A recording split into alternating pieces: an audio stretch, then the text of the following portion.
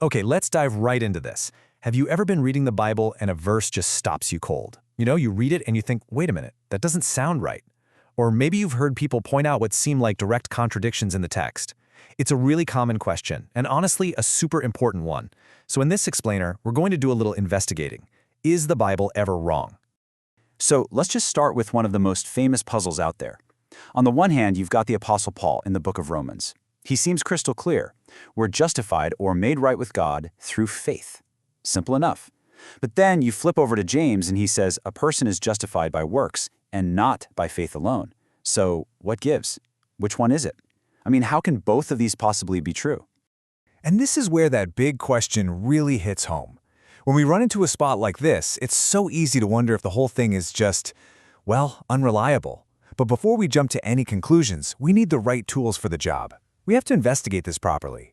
And our primary tool, the thing that's going to help us solve these puzzles, is what theologians call the inerrancy framework. Think of it as our investigator's toolkit.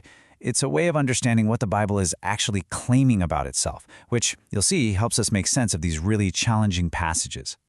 Okay, so the foundation for all this comes from the Bible itself. It claims to be God-breathed. Now, that's a powerful idea. It means its purpose isn't just to be a history book or a science textbook. Its main job is to be a guide for our lives, for teaching and correcting us. And, for a guide to be any good, it has to be trustworthy. It has to be true.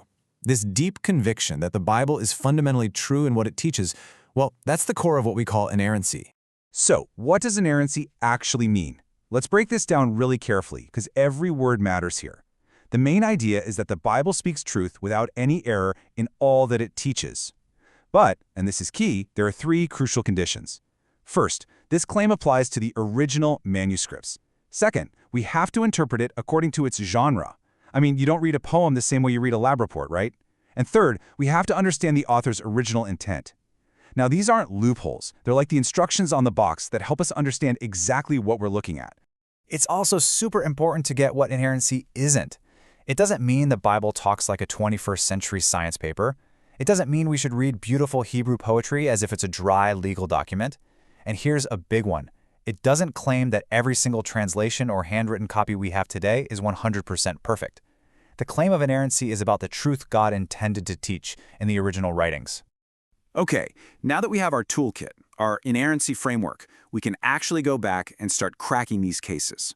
Let's see how this framework helps us make sense of some of the most common challenges people bring up. Let's go back to our first puzzle, faith versus works. Remember our framework? We have to consider the author's intent and context. Well, Paul, when he wrote Romans, was writing to an audience where some people were trying to earn their way to God by keeping a bunch of religious rules. He was fighting legalism. But James? He was dealing with a completely different problem. He was writing to people who said they had faith, but whose lives showed zero change, no transformation at all. He was fighting hypocrisy. And this is where it all clicks into place. They aren't contradicting each other at all. They're describing two sides of the same coin. Paul is talking about the root of our salvation, which is faith and faith alone. You can't earn it with works. And James is talking about the fruit of that salvation. He's saying that real, saving faith will always produce the fruit of good works. See? No contradiction, just two different but equally true angles. All right, next case. This one's about different details in the same story. In Matthew's account of Jesus' resurrection, he mentions one angel at the empty tomb. But then you go read John's Gospel and he says there were two angels. So, which is it? One or two? Is somebody wrong here? Not at all. The key here is actually pretty simple. Selective reporting is not false reporting. Think about it. If there were two angels at the tomb, it's still completely true to say there was one angel at the tomb, isn't it? Matthew just chose to focus on the one who delivered the main message. It's like if I told you, I met the Prime Minister yesterday. I'm not lying just because I didn't mention that his entire security detail was also standing right there. Okay, let's look at another one, a different order of events.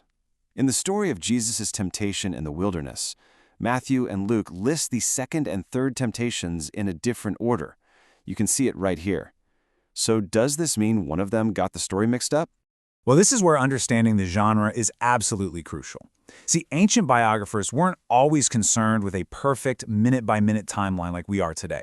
They often arranged events thematically to make a specific theological point. So Matthew might have ordered them one way to highlight Jesus as a new Moses, while Luke had a totally different point he was trying to make. A different order doesn't equal a false report by the literary standards of their day. Now for what seems like a really tough one: conflicting numbers.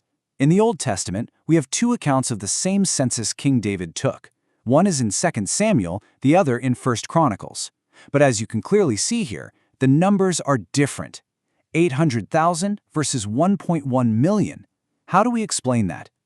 To solve a puzzle like this, we need to understand a really important distinction, a distinction that kind of sits underneath this entire conversation. It's the difference between how the Bible originated and how it was passed down to us through the centuries. So, it's really this two-step process. Step 1 is inspiration. This is the belief that God perfectly guided the original authors to write exactly what he wanted. Step 2 is transmission. This is the process where human scribes copied those original manuscripts by hand over and over for centuries. Inerrancy applies to step 1, to the inspired original. The small variations we see, like those census numbers, are almost certainly issues that crept in during step 2, the human copying process. Now, you might be thinking, whoa, doesn't that make the Bible less reliable? But, and this is kind of amazing, it actually does the opposite. It strengthens our confidence. Why? Because we have thousands of ancient manuscripts from all different times and places.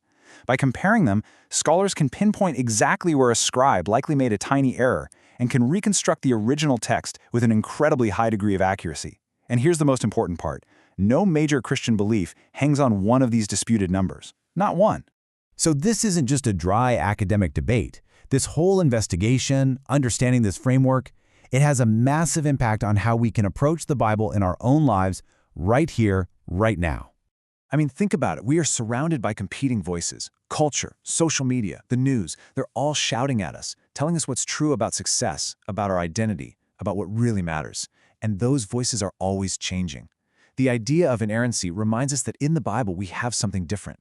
We have a trustworthy, unchanging voice from God himself that we can anchor our lives to, especially when everything else feels so uncertain.